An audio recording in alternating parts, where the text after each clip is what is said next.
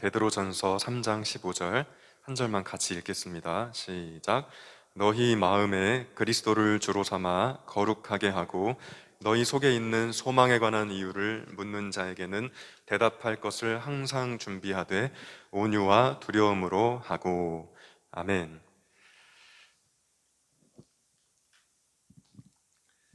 읽었지만 제가 다른 번역을 한번 준비했거든요. 요거 한 번만 다 같이 다시 읽어볼게요. 시작. 여러분의 마음속에 그리스도를 주님으로 우러러 모시고 여러분이 간직하고 있는 희망에 대해서 설명을 듣고 싶어하는 사람들에게는 언제라도 답변할 수 있도록 준비해 두십시오. 아멘. 예, 됐습니다. 자, 지난주에 콘서트 어땠나요? 예주가 못 와가지고 너무너무 아쉬웠습니다. 그래서 그래도 행사들이 잘 끝나서 감사했고, 네. 교회력의 첫 시간을 우리가 또 맞이했는데 하나님의 사랑과 은총이 이 자리에 있는 우리 모두에게 함께 하시기를 기원합니다. 오늘은 교회력 첫 번째 주일이고, 아까 찬송가에 강림이라는 단어가 있었는데 강림, 대림, 대강 다 이제 같은 날을 좀 다르게 표현해요. 근데 우리 교회는 대림절이라는 표현을 써요. 대림절 제1주가 시작되었습니다. 성탄을 기다리는 4주간의 시간, 또는 하늘로 승천하셨지만 다시 오실 예수님을 기다리는 4주간의 시간, 이 두 가지 의미가 있어요. 그러니까 아기 예수님을 기다리는 시간, 그리고 다시 오실 예수님을 기다리는 시간, 이중적인 의미가 있는 시간인데, 아무튼 그렇게 예수님에 대한 기대하는 마음 혹은 기다리는 마음으로 채우는 시간, 이 시간으로 교회력이 장엄하게 출발을 하게 됩니다. 이제 1월이 되면 우리 새해 복 많이 받으세요 이렇게 인사를 나누는 것처럼 오늘은 교회력의 첫 시간인데 제가 그런 마음으로 여러분을 축복하고 싶습니다. 교회력의 첫날 축복합니다. 하나님 뜻 안에서 참된 복을 많이 받는 한 해가 되었으면 참 좋겠습니다. 새해 복 많이 받으세요.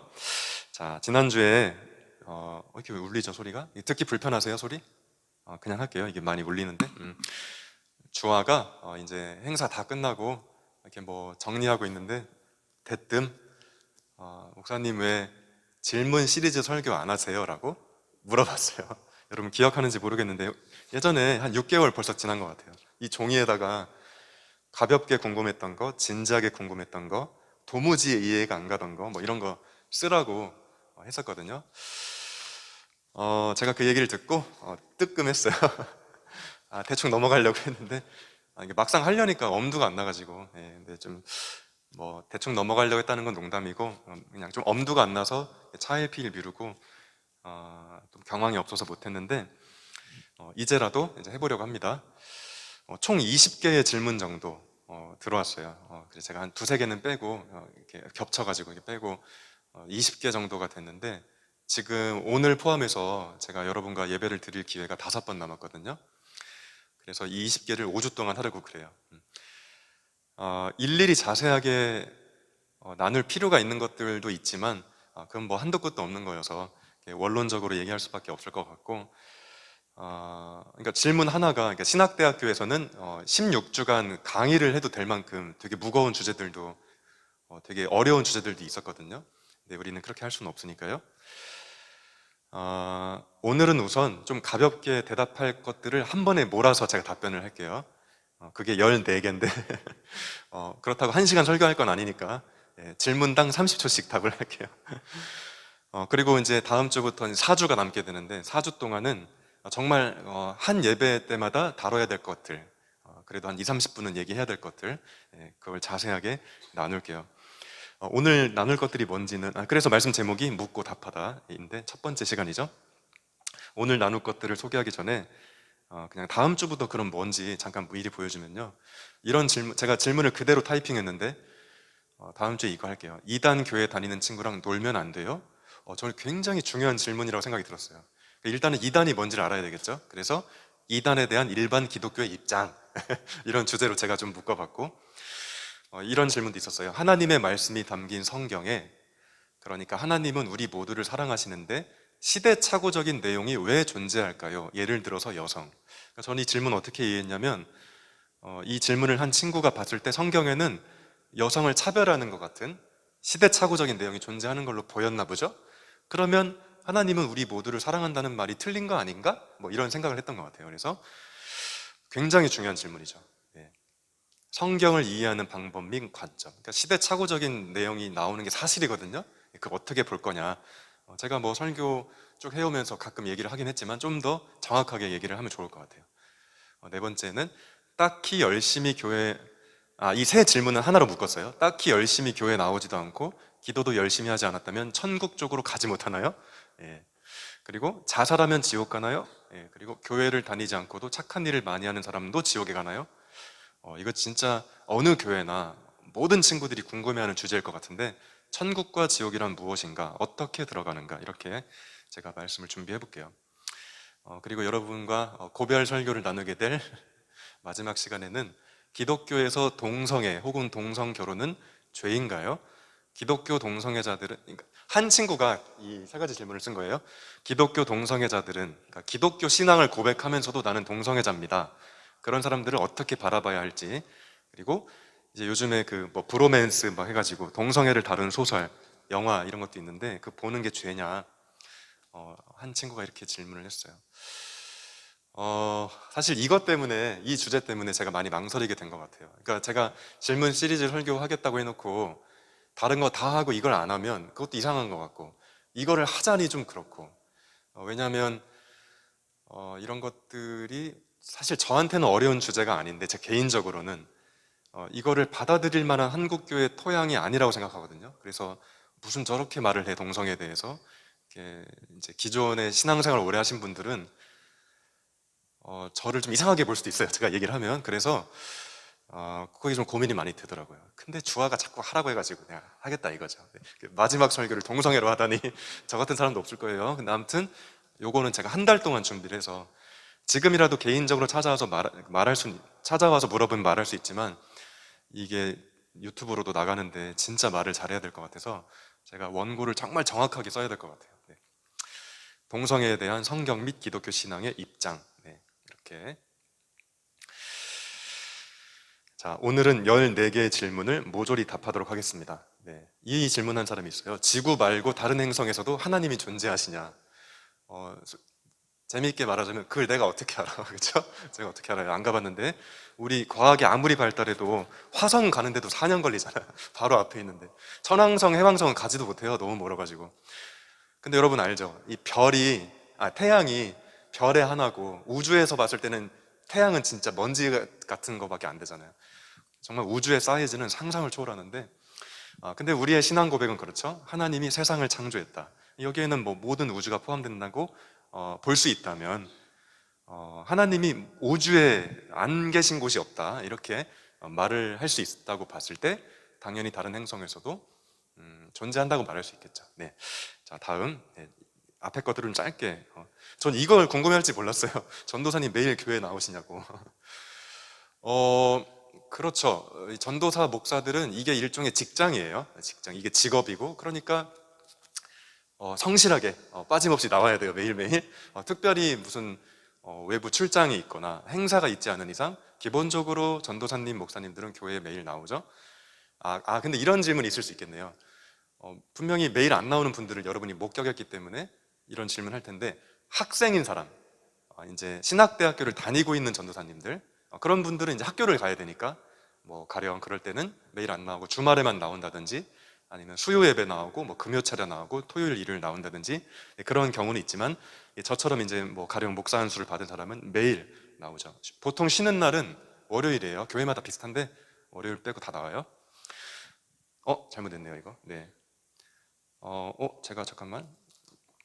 그 다음 질문이, 제가 하나를 잘못했네요. 3번이 원래 뭐였냐면, 아동부나 중고등부 예배는 왜 빨리 하나요? 이 질문이 있었는데, 글쎄요. 일단은 두 가지 정도로 제가 답변할 수 있을 것 같은데, 그냥 이 생명나무 교회 전통이라고 말할 수 있겠죠. 그게 뭐 꼭 법은 아니니까요. 그리고 이제 제가 좀 생각해 보니까, 어쩌면 상황에 따라 이 교회가 설립될 때 2005년에 그 예배, 이 아동부나 중고등부 예배는 어른들이 같이 오셔야 되잖아요. 근데 11시 예배를 또 어른들이 들으셔야 되고, 그러니까 이런 교회 시스템 속에서 부득이 9시로 했을 수도 있고, 그게 시간이 쭉 지나서 지금까지 온 거죠.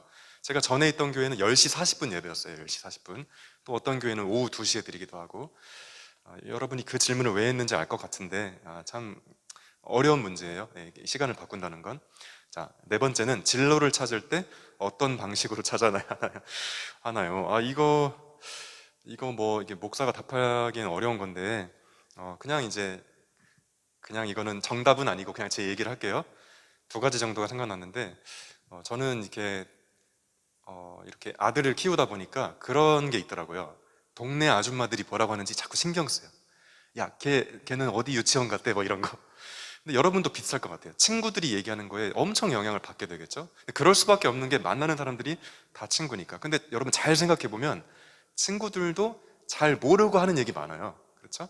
그러니까 이 말을 좀 그냥 참고만 했으면 좋겠는데 친구들이 여러분과 수준이 다 비슷하잖아요. 그러니까 너무 영향받아서 휘둘릴 필요가 없지 않을까. 근데 저도 학교 다닐 때 친구가 뭐 수학은 어떻고 과학은 어떻고 그러면 그런가 막 그랬는데 지금 생각해보면 걔나 나나 모르는 건 마찬가지여서 그냥 좀 너무 이렇게 과도하게 이렇게 친구들 얘기 듣고 못 따라갈 때 좀 불안해하고 그런 거는 안 해도 되지 않을까 지금 생각해보면 그리고 한 가지 얘기를 덧붙이고 싶은 건 이렇게 요즘에는 많이 바뀌었다고 하지만 어쨌든 입시 일변도의 세상이잖아요. 근데 제가 요즘에 개인적으로 재밌게 보는 TV 프로가 아무튼 출근이라고 있어요. 아무튼 출근. 여러 가지 직업 세계에 있는 직장인들이 출연해서 자기 이야기를 브이로그 형식으로 들려주는데 제가 20살짜리 해녀도 봤고 그리고 목수 봤어요. 목수. 20살짜리 목수. 제가 학교 다닐 때 해녀가 되겠다고 하는 친구 한 번도 못 봤거든요. 그리고 목수가 되겠다 이런 친구도 맨날 대학교 어디 갈지 뭐 삼성이냐 LG냐 이런 얘기하고 있을 때 물론 좋죠. 좋은 대학 가고 좋은 기업 가면. 근데 직업 세계가 다양하니까 근데 학교 다닐 때는 그런 생각을 잘 못하게 되는 것 같아요. 근데 그 목수하고 해녀 20살짜리 되게 행복해 보였어요. 돈을 얼마나 버는지 모르겠지만 정말 갓 고등학교 졸업한 여자 목수 아빠도 목수여가지고 같이 이렇게 현장에 가서 목수질을 하는데 뭐 그거 해가지고 떼부자가 되진 않겠지만 되게 행복해 보이더라고요. 그래서 직업 세계가 다양하니까 아무튼 출근이라는 프로그램 여러분 시간 날 때 한번 보세요. 되게 많은 직업이 있으니까 자, 뭐 이 정도밖에 답을 못 하겠어요, 이런 건. 그리고 자, 다음에 공부하는 법을 모르겠어요. 어떻게 해야 하나요? 이것도 내가 모르지. 왜냐면 나는 전교 200등 했으니까 옛날에 제가 우리 엄마한테 항상 하는 얘기. 왜 나를 공부 잘하게 생기게 만들었냐고. 되게 좀 피곤해요. 사람들이 저 공부 되게 잘한 줄 아는데 200등 했어요, 고등학교 때. 근데 저는 이 말을 그냥 이렇게 이해할게요. 되게 힘들다. 공부하는 거 너무 힘들다. 하다 보니까 공부하는 법을 모르겠어요. 어떻게 해야 하나요? 라고 거기에 쓴 것 같아요. 그래서 전 그냥 힘들구나. 이 친구가 굉장히 힘들구나. 이렇게 그냥 생각을 할게요. 자, 어떻게 사는 게 행복한 건가요? 점점 질문이 산으로 가고 있는데 이것도 이렇게 말하고 싶어요. 네가 알아서 해. 이런 거. 저도 모르겠어요. 어떻게 사는 게 행복한지. 각자가 직접 찾을 수밖에 없어요. 여러분에게 제 이미지가 어떻게 보이는지 모르겠는데 제가 20대 때 되게 우울했거든요. 왜냐면 행복하게 사는 게 뭔지 몰라서 교회 열심히 다녔지만 진짜 우울했고 어쩌면 지금도 그 연장선에 있어요. 근데 이제 아저씨가 되다 보니까 이게 대충 이렇게 저를 이렇게 조금 이렇게 뭐 포장이라고 해야 될까? 항상 우울하면 상대방이 얼마나 불편하겠어. 그러니까 이렇게 둥글둥글하게 넘어가는 이제 처세술이 생겨서 그렇지 항상 그런 연장 속에 있는데 사람은 사실 행복이 뭔지 다 잘 모르고 그런 의미에서 어둠 속을 헤매며 살 수밖에 없는데 어, 그래서 이 답이 전혀 와닿지 그 명쾌한 답이 아니겠지만 결국엔 자기가 찾을 수밖에 없다 이런 생각이 들고 한 가지를 덧붙이자면 아까 그 진로를 찾을 때 어떤 방식으로 찾아야 하나요에서 말했던 것처럼 너무 남의 기준에 맞추려고 하지 않았으면 좋겠어요. 자기 행복은 자기가 찾아야 돼요. 남들과 비교하면서 찾기 시작하면 영원히 답이 안 나와요. 절대로 그 사람과 똑같아질 수 없거든. 그러니까 그냥 나는 내 인생 산다. 이게 제일 중요한 것 같아요. 진로에 관한 책 독서보다 성경책 독서가 더 가치 있나요? 이것도 단순해 보이지만 굉장히 중요한 질문이라고 보거든요. 이 질문을 누가 했는지 좀 궁금했는데 이런 생각이 들어요. 둘 다 중요해요. 둘 다 중요하고 예를 들어서 대학 교수가 중요하지만 대학 교수님 못지않게 저는 그 대학교를 청소하는 그 아주머니도 중요하다고 생각하거든요. 교수님은 청소할 시간이 없는데 그 아주머니가 청소를 하잖아요. 작은 월급이지만 저는 그게 둘 다 중요하다고 생각해요. 그런 것처럼 진로에 관한 책, 독서, 성경책 독서 이것은 우열이 있는 게 아니고 다른 이유로 다른 맥락에서 똑같이 중요하다. 나는 교회 다니는 거룩한 사람이니까 성경책만 읽어야지. 이거는 아닌 것 같아요. 자, 다음 질문. 왜 사회에서 기독교인들이 문제를 일으키는 경우가 많을까? 그 친구가 이 기독교인에다가 따옴표를 쳤어요. 그러니까 이 얘기는 어떻게 기독교인이 저런 짓을 하지? 뭐 이런 맥락인 것 같아요. 뉴스 보다 보면 어떤 범죄자가 있었는데 뭐 알고 보니 기독교인인 거예요. 이제 아마 이 질문을 쓴 친구는 그게 이해가 잘 안 된 것 같은데 두 가지 말을 할 수 있을 것 같아요. 첫 번째는 이런 말을 하는 건 좀 조심스럽지만 교회 안에도 크게 두 종류가 있을 것 같아요. 나 기독교인입니다 해도 두 종류가 있는데 말 그대로 그냥 교회 다니는 사람, 이런 사람이 있고, 두 번째는 정말 하나님을 사랑하는 사람, 그리고 하나님을 사랑하기 때문에 사람을 포함한 이 지구상의 생명체들이 굉장히 귀중하다는 걸 알게 된 사람, 크게 두 종류로 말할 수 있을 것 같아요. 아마도 문제를 일으키는 사람은 교회 다니는 사람일 가능성이 크겠죠. 단정지어 말할 수 없지만 우선은 그 얘기를 할 수 있을 것 같고, 자, 그런데 제가 이 두 번째 부류, 그냥 교회 다니는 게 아니고 하나님을 사랑하게 된 사람이 있다고 했잖아요. 근데 여러분, 이 중요한 게 뭐냐면 그 사람도 완벽한 건 아니에요. 그러니까 죄를 지을 수가 있어요. 물론 뉴스에 나올 정도로 엄청난 사회성이 있는 범죄를 저지른 사람은 그거는 사실 제가 봤을 때는 기독교인이라고 보기가 좀 어려울 것 같긴 한데, 어쨌든 우리들이 하나님을 아무리 사랑해도 때로는 소위 죄라는 걸 지을 수도 있다. 그럼에도 불구하고 하나님 앞에 날마다 용서를 받으면서 하나님의 은혜를 의지해서 사는 것이지, 우리가 막 나는 교회 다니니까 이제 완벽해, 그런 사람은 한 사람도 없다는 거, 이 말을 할 수 있을 것 같아요. 네. 자, 이제 조금 좀 설명이 많이 필요한 질문들이 한 대여섯 개 남았는데, 지금까지는 뭐 제가 대충 이렇게 빨리빨리 넘어갔는데 조금 자세히 얘기를 해볼게요. 두 친구가 얘기한 거예요. 기독교인이 술 마셔도 되나요? 물론 전 마시지 않습니다. 나는 뭐 아무 말도 안 했는데 왜 이렇게. 자, 다른 친구가 또 똑같은 질문, 기독교인이 술 먹어도 되나요? 이렇게 물어봤는데, 만약에 이 질문을 제가 아주 오래전에 받았다면, 한 20년 전에 이 질문을 받으면 그 질문 듣자마자 야, 뭐 그런 질문을 해, 당연히 안 되지, 어디 교회 다니는 사람이 술을 마셔? 라고 했을 거예요. 왜냐하면 제가 그렇게 교육을 받았거든요. 우리 부모님도 그렇고 우리 부모님의 부모님도 그렇고 예전에 교회 다니신 분들은 다 교회 다니면 절대 술 마시면 안 되는 걸로 배웠어요. 저도 그러다 보니까 성경을 잘 모르고 그냥 어른들한테 배우잖아요. 교회 다니면 술 마시면 안 된다. 그러니까 막연하게 성경에 그런 얘기가 있나 보다, 이렇게 생각했거든요. 근데 나중에 성경을 쭉 다 읽어보니까 성경의 내용은 좀 다르더라고요. 성경은 술에 대해서 입장을 밝히는데 두 가지 완전 다른 이야기를 해요. 첫 번째는 포도주 얘기가 많이 나오는데 하나님의 축복의 상징으로 이렇게 여겨지기도 해요. 그리고 번영의 상징, 이 사람이 참 하나님 안에서 큰 복을 받았구나 할 때 그런 문맥 속에서 포도주가 꼭 나와요. 그러니까 좋은 얘기죠, 이거는. 그러니까 술에 대해서 좋게 얘기한다고요. 근데 또 다른 한편에서는 완전히 다른 이야기, 술 마시고 취한 사람들 내가 뭐 저주하겠다, 뭐 이렇게, 그렇게 방탕하게 살면 안 된다, 뭐 이런 이야기. 그러니까 술에 대해서 이중적인 말을 하고 있어서 도대체 그러니까 답이 뭐냐고 물어보면 명쾌하게 말하기가 조금 애매한 측면이 있어요. 그래서 도대체 이 성경이 술을 마시라는 건지 마시지 말라는 건지 좀 애매해 보이는 면이 있는데, 그러면 예전에 저 어렸을 때, 그리고 저보다 먼저 예수를 믿은 분들은 왜 교회 다니면 술 절대 마시면 안 되라고 생각했을까? 그것은 우리 한국 기독교가 이렇게 발생했을 때, 그러니까 외국에서 선교사님이 오셔가지고 우리나라에 이 개신교를 퍼뜨릴 때 그 상황이 있어요. 선교사님이 딱 우리나라에 왔을 때 많은 이 조선 남자들이, 특히 남자들이 아주 그냥 술에 쩔어가지고 가정도 돌보지 않고 완전히 그냥 풍지박산인 거예요. 그래서 이 선교사님들이 예수를 믿겠다고 하는 사람들에게 조건 같은 걸 건 거죠. 너 진짜 교회 다닐 거야? 너 진짜 예수 믿고 싶어? 그럼 술 좀 끊어. 그게 뭐냐? 이런 맥락이 있었어요. 그렇게 출발하다 보니까 이제 그게 지금까지 내려온 거죠. 교회 다니면 술 마시면 안 되는 거구나. 근데 정말 그때는 선교사님들이 그렇게 말할 수밖에 없었어요. 엉망진창이니까. 그런데 성경을 좀 다시 보면 술에 대해서 긍정적으로 말하기도 한다는 점, 우리나라의 특수한 상황 속에서 술에 대한 거부감이 있었다는 것, 이걸 말하고 싶고, 그러면 이제 여러분이 그러니까 목사님 마시라는 거예요, 마시지 말라는 거예요? 저는 칼이 생각나더라고요. 칼. 여러분, 칼이, 저도 요즘에 일주일에 한 두세 번은 꼭 요리를 하는데 칼 없으면 요리를 할 수 없어요. 칼은 좋은 거죠. 근데 5살짜리 제 아들이 뭐 칼까지 갈 것도 없고 가위 이런 것도 아들이 달라고 하면 절대 안 줘요. 왜냐면 위험하니까. 그럼 가위랑 칼이 나쁜 건가요? 그렇지 않죠? 누가 잡는 거냐에 따라 다른 거죠.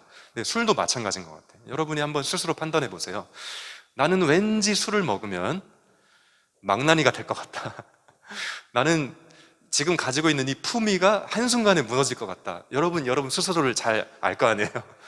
저는 그래서 술을 안 마시려고 해요. 저는 왠지 술을 먹으면 주사가 있을 것 같아요. 그래서 이 교회에서 이렇게 막 넥타이 매고 이렇게 겨우겨우 유지했던 품위가 술 한 잔 들어가면 완전히 무너질 것 같아요. 저는 그래서 술을 안 마실 거예요. 근데 여러분이 나는 술 마셔도 괜찮을 것 같아. 가족들과 맥주 한 잔씩 마시면서 나는 그래도 오히려 좋은 분위기 속에서 정을 나눌 수 있을 것 같아. 나는 그런 사람이야. 라고 확신이 들면 마셔도 되겠죠. 네, 이렇게 말을 할 수 있을 것 같아요. 칼이 누구 손에 들리냐에 따라 완전히 의미가 달라지는 것처럼 술도 여러분이 누군지에 대한 판단에 따라 그렇게 했으면 좋겠다.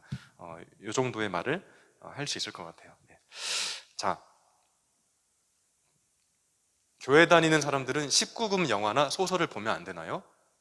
그렇죠. 이 19금이라 하면 폭력적이고 뭐 선정적인, 뭐 소위 야한 거, 뭐 그런 거에 대한 얘기 같은데, 그런데 이제 여러분 잘 생각해 보세요. 19금에도 두 종류가 있는 것 같아요. 그러니까 밑도 끝도 없이 폭력적이고 선정적인 거. 그러니까 아무 맥락 없이 다 때려 부시고 총 쏘고 칼로 자르고 막 괜히 옷 벗고 이런 영화를 19금이라고 할 수 있겠고, 근데 언뜻 폭력적이고 막 괜히 옷 벗고 막 난리도 아니에요. 근데 다 보고 나니까 엄청난 메시지가 있는 그런 영화도 있거든요. 같은 19금이어도. 그래서 이 술 문제랑 비슷하게 접근하는 게 좋을 것 같아요. 어, 일단은 이제 그거를 알아야 된다는 거예요. 19금이라도 정말로 그냥 아무 내용도 없이 자극적이기만 한 영화. 그게 이제 우리 기독교인들에게 무슨 유익이 있는지 생각해 볼 필요가 있고, 그리고 19금이지만, 비록 19금이지만, 이건 정말 좋은 내용이다 싶은 것도 있으니까, 이 질문이 너무 단순하게, 질문될 수는 없다. 이 이야기를 첫 번째로 하고, 이제 두 번째는 술 문제랑 비슷하게 접근하는 게 좋을 것 같아요. 무슨 얘기냐면, 어떤 맥락이든 내가 19금 영화를 봤을 때 내가 이거를 견뎌낼 자신이 없으면 안 보는 게 좋겠죠. 제가 아수라라는 영화를 봤어요. 혹시 아는지 모르겠네요. 아수라, 그 황정민 배우, 그 정우성 배우가 나온 건데 그게 하도 요즘에 이슈여가지고 봤어요. 근데 한 3일 동안 힘들었어요. 제가 잔인한 영화 처음 본 게 아니거든요. 지금까지 본 잔인한 영화가 엄청 많죠. 선정적인 것도 많고. 근데 그때 뭐 그냥 이런 영화네 하고 말았는데 이상하게 아수라를 봤더니 특정 영화 제목을 말한 게 좋은 건지 모르겠지만 저는 개인적으로 3일 동안 막 심장이 쿵쿵거리고 괜히 봤다 이런 생각이 들더라고요. 여러분도 그 영화를 보지 말라는 게 아니라 여러분이 이 19금 영화가 내 영혼에 자꾸 상처를 내는 것 같다. 그러면 안 봐도 되고 안 보면 되고 난 괜찮아. 그러면 봐도 되고 결국 술하고 똑같은 거죠, 이것도. 네, 이 정도 얘기를 할게요. 돈을 많이 벌고 싶은 건 기독교인의 마음가짐이 아닐까요? 저는 이게 약간 애매하게 들렸는데 이제 그대로 쓴 거거든요, 그 질문. 그러니까 제가 이해하기에는 기독교인은 돈 많이 벌고 싶어 하면 안 되나요? 뭐 이런 말이었던 것 같아요. 네.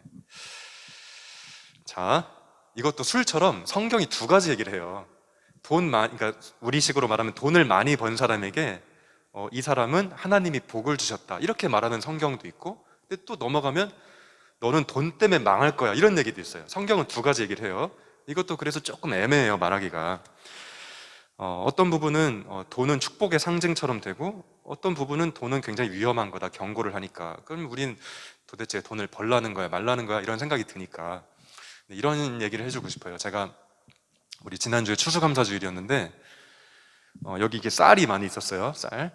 그 쌀을 이제 제물포 밥집이라는 저기 인천에 그 우리 서울역 노숙자들 분들처럼 이렇게 배급을 타서 받는 분들이 그쪽에 사시는데 제물포 밥집이라는 곳에서 그런 봉사를 하세요. 그래서 우리가 거기다가 쌀을 갖다 주기로 했어요. 추수감사주일 하나님께 드린 그 쌀을 제가 주중에 며칠 전에 이제 교회차를 가지고 거기 갖다 줬어요.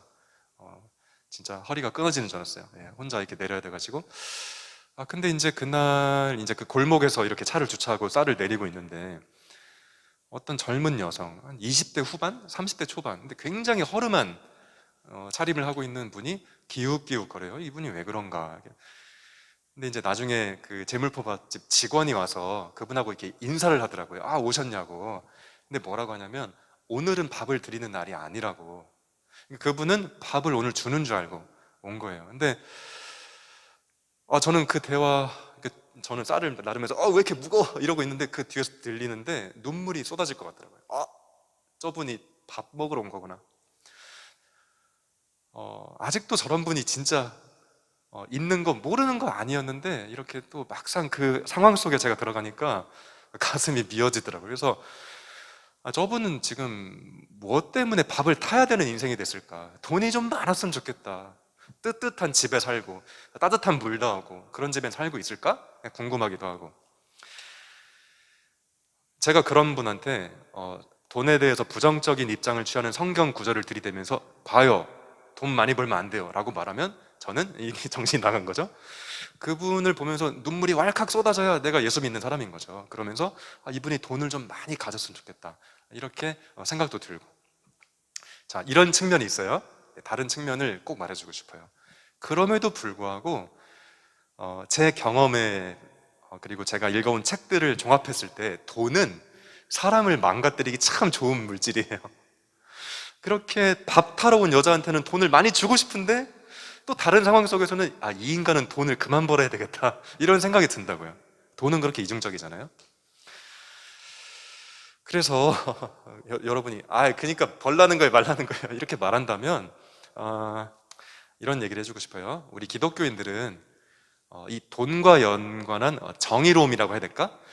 항상 그런 기도를 해야 될 것 같아요. 하나님, 이 돈이 좀 정의로워졌으면 좋겠어요. 너무 없어가지고 저렇게 고생하는 사람들에게 하나님의 정의로움이 임했으면 좋겠어요. 이런 기도를 하는 사람이어야 하죠. 굉장히 원론적인 얘기지만 이 원론적인 기도조차도 안 하는 사람이 많아요, 제가 생각할 때. 그렇기 때문에 여러분이 돈을 벌어야 되냐 말아야 되냐 이 문제를 좀 다른 측면에서 바라봤으면 좋겠는데, 하나님, 돈 때문에 서러운 사람이 많은 이 세상이 조금 더 정의로워졌으면 좋겠어요. 그 정의가 뭐냐가 또 여러 가지 논란이 있을 수 있지만 하여튼 우리 마음속에 하나님, 저 좀 잘 먹고 잘 살게 해주세요, 이 기도도 뭐 필요하죠. 필요한데 좀 정의로운 사회가 되었으면 좋겠어요 라고 기도하기를 멈추지 않는 여러분이 되었으면 좋겠고, 그리고 항상 우리 마음속에 돈이 굉장히 중요한 거지만 이 돈한테 내가 먹힐 수도 있겠구나, 돈은 그렇게 위험한 거구나, 이 생각도 같이 하면서 돈을 벌어야 되겠죠. 네, 뭐 이렇게 아주 명쾌한 얘기는 아닐 것 같아요, 여러분 듣기에. 사람들은 항상 단순한 걸 좋아하니까, 명쾌한 얘기를 듣고 싶어 하니까. 근데 이 돈 얘기를 그렇게 명쾌하게 하기는 어려울 것 같고, 이중성이 항상 있으니까 그 이중성 사이에서 중심을 잘 잡고 사는 수밖에 없어요. 여러분이 그 둘 사이에서 균형을 잘 잡았으면 좋겠어요. 자, 두 가지 질문 남았는데, 하나님이 직접 이 땅에 내려와 주시면 누구든지 하나님 믿을 건데 왜 계속 하늘에만 계시나요? 정말 정말 놀라운 질문이에요. 근데 진짜 중요한 질문이에요, 사실. 효주야, 너니? 일단 하나님이 하늘에만 계신다는 이 표현은 조금 오류가 있죠. 하나님은 어디나 계시고. 근데 하여튼 질문의 취지는 제가 알겠어요, 무슨 말인지. 네, 하나님은 어디든 계신다, 일단 바로 잡고. 자, 어쨌든 이 친구의 질문은 눈에 안 보이는 하나님이 눈에 보이게 되면 다 믿을 건데 왜 안 보이냐, 이런 얘기잖아요.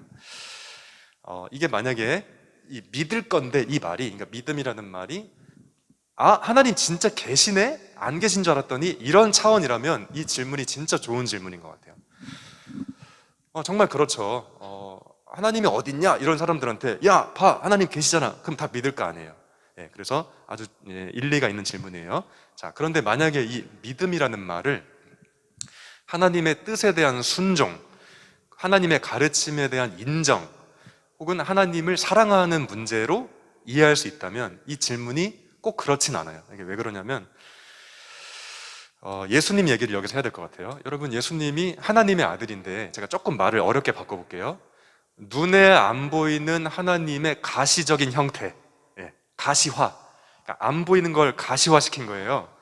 눈에 안 보이는 하나님이 답답하셨는지 예수님으로 이 땅에 태어나셨어요.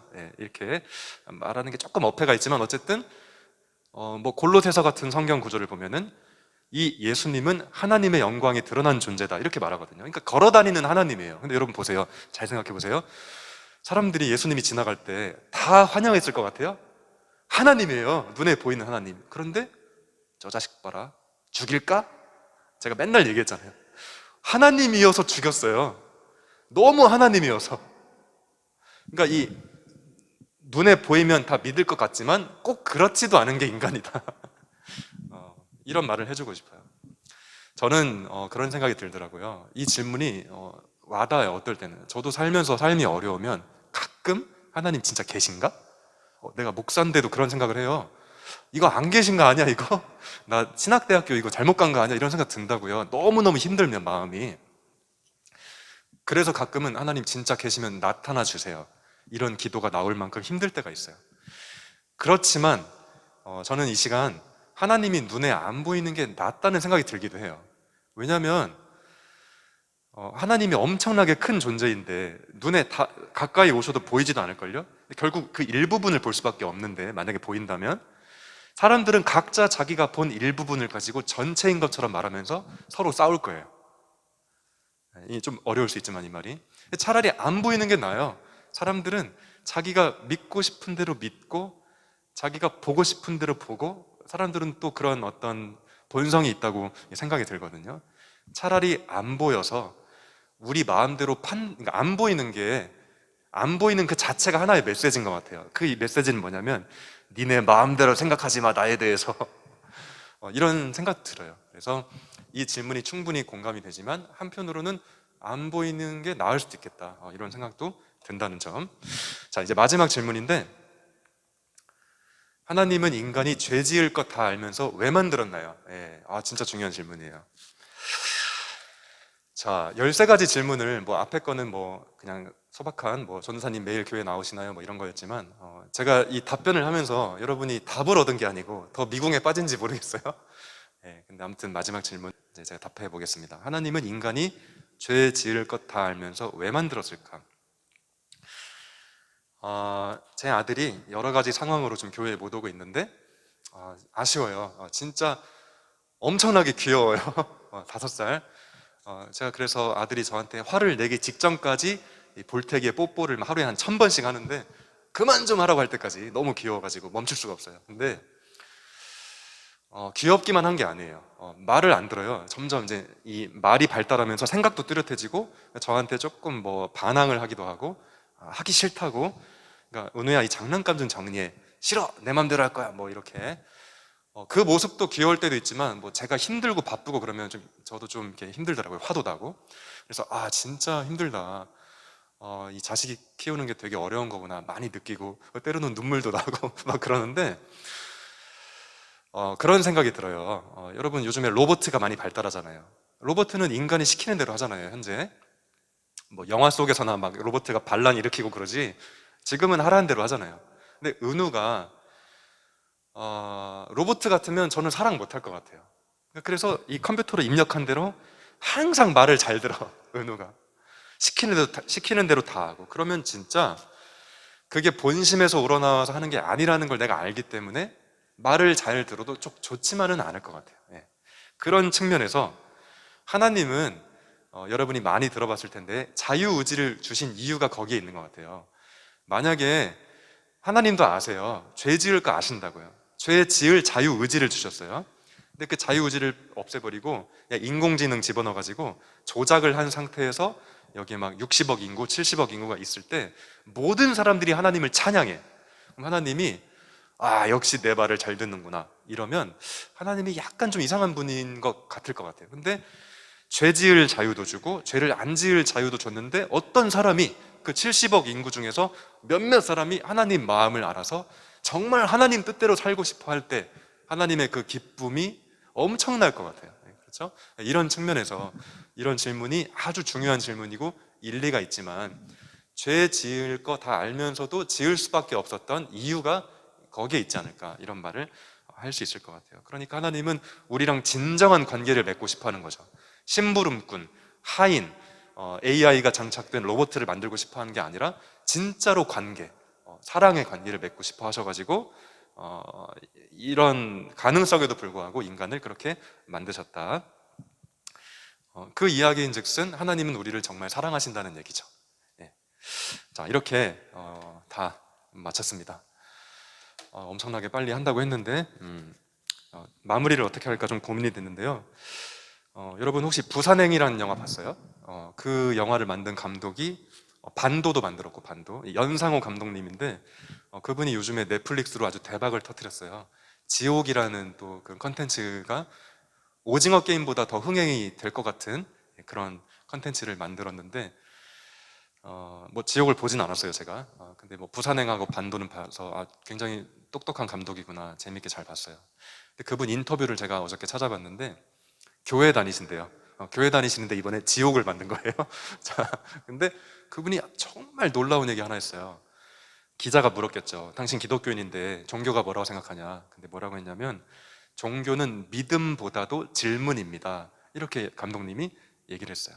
이 말이 좀 어렵게 들릴 수 있겠죠? 종교는, 신앙생활은 믿음보다 질문이다.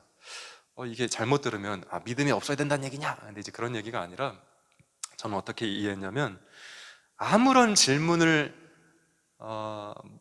못하게 하고, 가령 저 같은 목사가 예수 믿는 사람은 질문하면 안 돼, 당신 믿음이 없어, 이것도 문제고, 자기도 귀찮아서 그냥 뭐 복잡하게 생각할 거 있어, 대충 뭐 열심히 다니면 되지.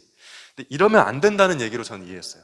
진짜 내가 신 앞에 나아가기 위해서는, 내가 진짜 신을 사랑한다는 말은 이 뇌를 마치 뺀 것처럼 그냥 무턱대고 믿는 게 아니고, 우리가 이제 여러분 나중에 뭐 혹은 지금 연애를 해보면 알겠지만 궁금하단 말이에요. 도대체 이 여자가 무슨 생각을 하지? 이 남자가 무슨 생각을 하지? 그게 질문이잖아요. 근데 그냥 뭐 그 질문이 없으면, 하나도 나를 안 궁금해하면 얘가 나를 사랑하는 거 맞나? 이제 그런 생각이 들듯이 하나님과의 관계, 신과의 관계도 마찬가지라는 거죠.